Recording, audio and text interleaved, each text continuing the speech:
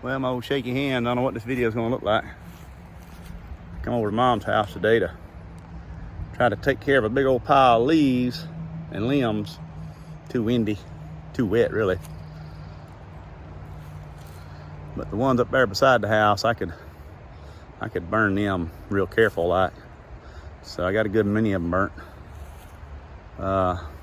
Starting to rain right now, so burning has taken a back seat.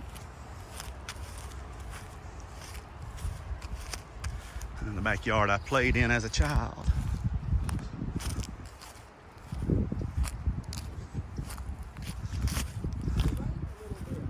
Huh?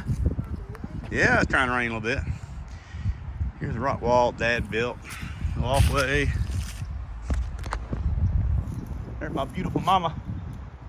Oh, wave. Oh, there you go. She fed me a sandwich for lunch. She took care of me. So, but yeah, just over here trying to burn some leaves. Over there, they was pretty thick, pretty windy, but I just took my time and I did make headway. Yeah, I made about 10 loads with that one-wheel dump truck way down yonder, and decided that sucked. So even though it's been windy, and even though these leaves down on the bottom are very, very wet, I have burned at least 2/3 of them. And we're gonna have a training school how to blow leaves out of a corner this fall. Anybody wants to attend, get $25 entry fee. Lunch will not be provided.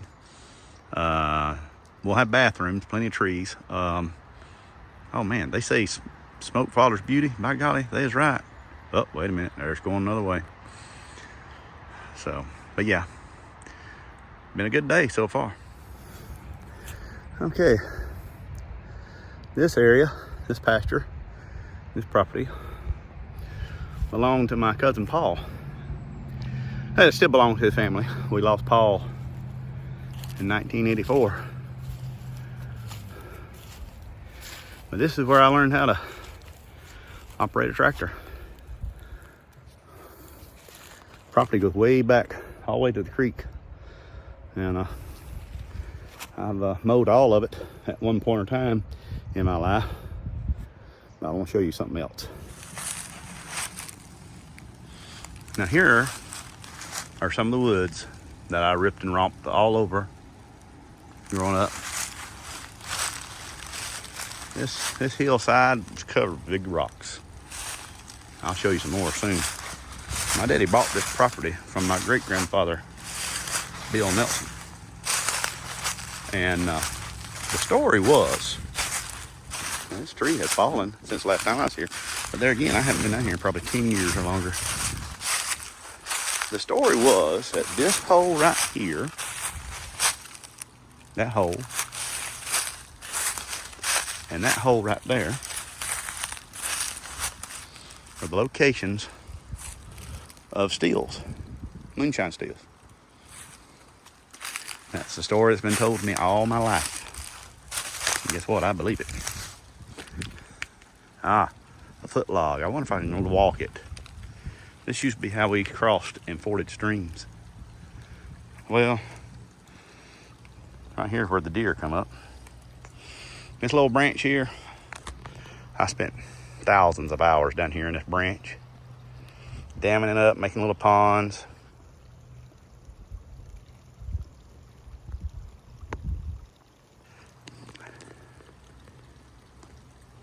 We had a big pond right here at one time. It's gone. But I actually had a bass. I had caught a bass at Uncle Paul's lake or somewhere and brought it over here, and it survived for a long time. And finally a big rain come through and washed the whole thing away. He ended up hopefully down there in Mill Creek somewhere. I'm liable to get wet. The rain is starting. Now, I told you about my minnow pond. I can't believe this. See those rocks right there on that log?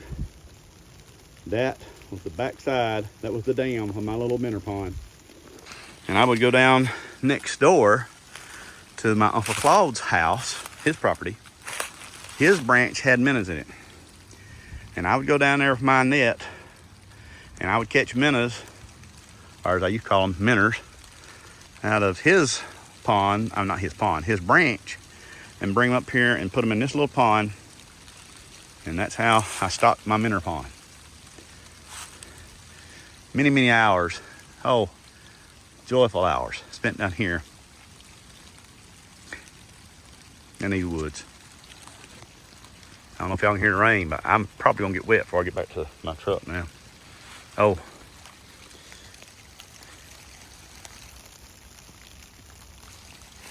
I found where the water was deep.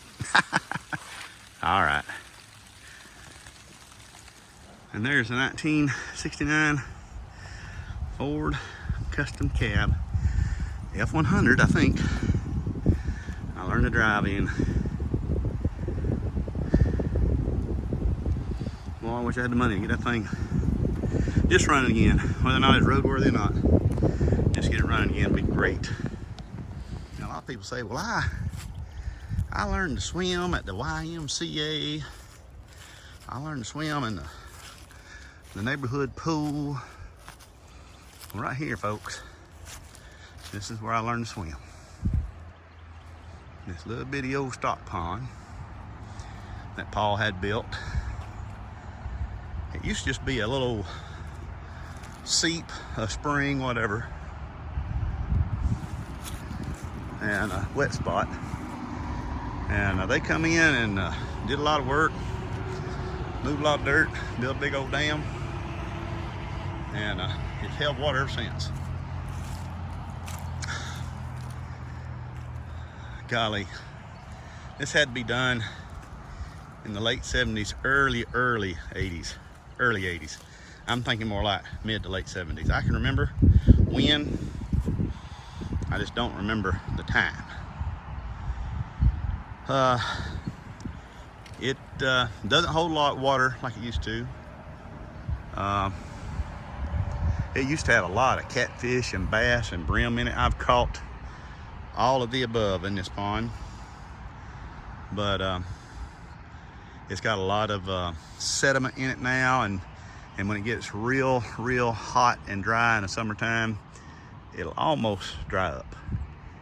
And I think, even talking to my cousin Bert, that we probably both agree that it has gotten so low so many times that the oxygen content killed off any fish that might have been here.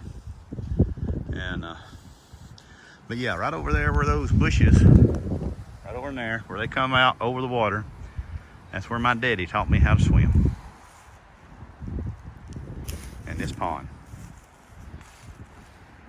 So now I will say I did go to swimming lessons at the YMCA over on Lake Altoona, and that old boy over there tried to teach me, but it didn't work too good. But about 2 weeks later, Daddy brought me over here. Well, me and Pam both. And but she had done a good job learning the basics at YMCA, but Dad got me out over there in that old muddy water and taught me how to swim. Now, grant you, I'm not no Michael Phelps, but I can do all right. But yeah, this is Paul's old place. There's his barn that he built. Oh, it's just a great memories here. Now, those woods down through there, those belong to Dad. I romped all over them things for years. Knew every inch of them. Knew every inch of them. So, but yeah, I just thought I'd pop on here and give y'all an update of what's going on today. Got some terrible news today. Dad's childhood friend, Aubrey Blackstock, has passed. But God bless him, he was 95 years old. Last time I went to see him back last summer, I took him some honey. And he told me, he said, I can't do much. He said, my knees and my hips. He said, so I guess I'll just sit here and wait on the man upstairs to come get me. Yep. he shared with me his testimony of being saved when he was just a young boy. And he used to be a member there at Mill Creek. Well, I'm a member, but people move around, and he had moved on down to, I guess, where his wife Frances went. I don't know, but down there in Wichita. So anyway, Aubrey won the race. He was a good old guy. Very quiet, very gentle, soft-spoken when he did speak. I met him when I worked at Lockheed. He rode with me and Dad to Lockheed. And that's when I met Aubrey Blackstock. I heard Daddy talk about him all my life. I finally got to meet the man. All right. Well, I appreciate y'all watching. Like I said, this is beautiful right here. Beautiful. I think about 50 acres Paul had in here. And you can just barely see. Yeah, that's the roof of the house that he built just a few years before he passed. Just a few years. He retired from Atlantic Steel, and him and Aunt Johnny built them a retirement home, and sadly he didn't get to enjoy much of his retirement. It was a short retirement because of sickness. All right, that's enough of that. Jeff Eubanks, give me a like. Thank you very much. Bye-bye.